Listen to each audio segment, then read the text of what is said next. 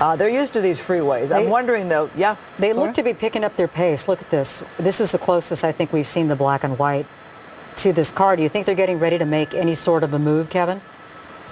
Yeah, you can see that the lanes are getting squeezed down to like 2 lanes because of the construction here, and still going northbound. We're going to be coming up to Magic Mountain Park. We're here in just a moment, but you can see everything has been pushed off to the right because of the construction that's up ahead here. So, but speed still tracking at about 95 miles an hour here as they start making the climb up the hill here towards the Castaic and Santa Clarita, going through Santa Clarita here. Thinking of some of the construction projects we see late night on the freeway, sometimes you'll have these freeway closures where they're directing vehicles off the freeway with some kind of detour. Any sign of that ahead, or is it just some lane closures that you're seeing?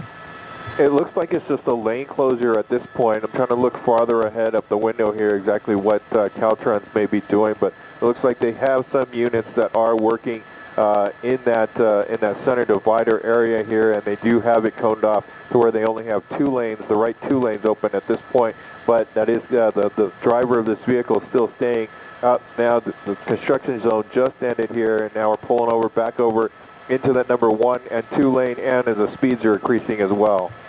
What do you think their options are at this hour? Well, right now, as far as CHP is talking, they're just going to keep following this. There is some talk of seeing if there are any units that they can get in position, but possibly some spike strips. The other part that's going to run out here very quickly, probably within the next 5 minutes, we'll have to see what happens, is if they start climbing that hill going up into the Fort Tejon area, we're going to have to stop, as well as the airship that's above it is going to have to stop at the Castaic area as they make their way up the hill, because there's no ground reference there as dark as it is. So the air unit's going to have to pull off as well coming up to Castaic, and that's in about 3 to 4 minutes here at these speeds, and then they're going to have to leave it up to the ground units to keep chasing him through the Tejon Pass. Kevin, with your expertise, I don't know if you have the answer to this question. We know there are different CHP divisions patrolling California. Do you know if this team would continue on with this pursuit, or would other teams swap in, swap out?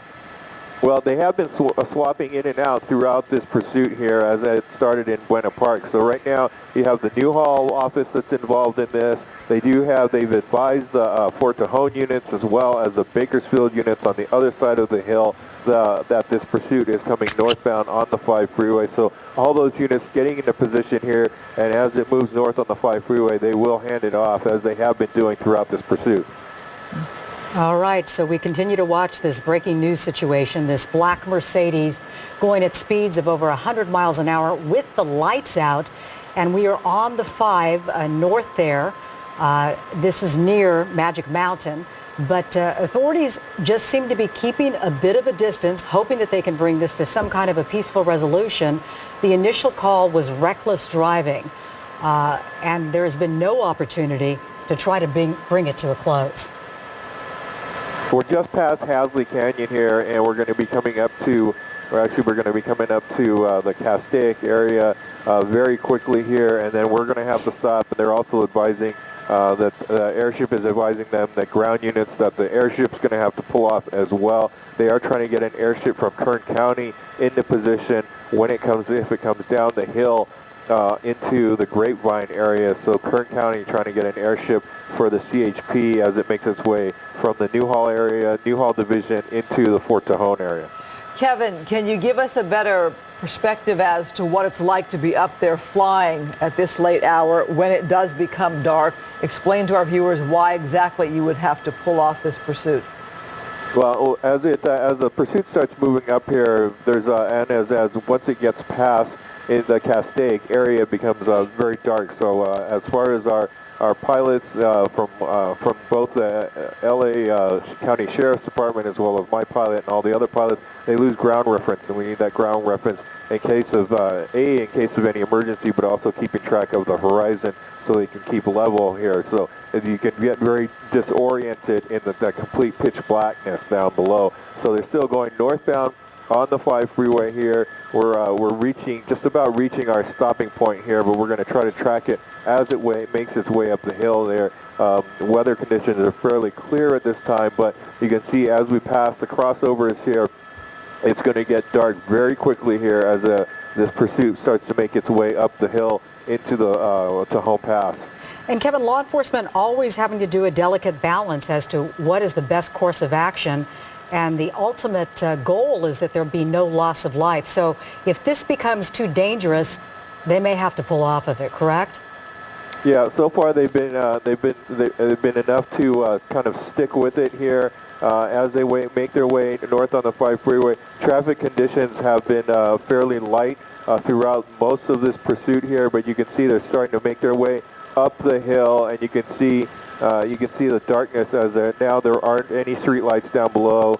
There aren't any other buildings past this point as it makes its way up here. So they're starting to disappear into the darkness as they go up the 5 freeway here, and the ground units are going to stay with it. They have advised units from the Fort Tejon office that this is coming their way, as well as the Bakersfield office. And like I said, they're trying to get Kern County to get an airship in position as they make their way, if it goes all the way to the backside of the hill there, as it makes its way down the Grapevine.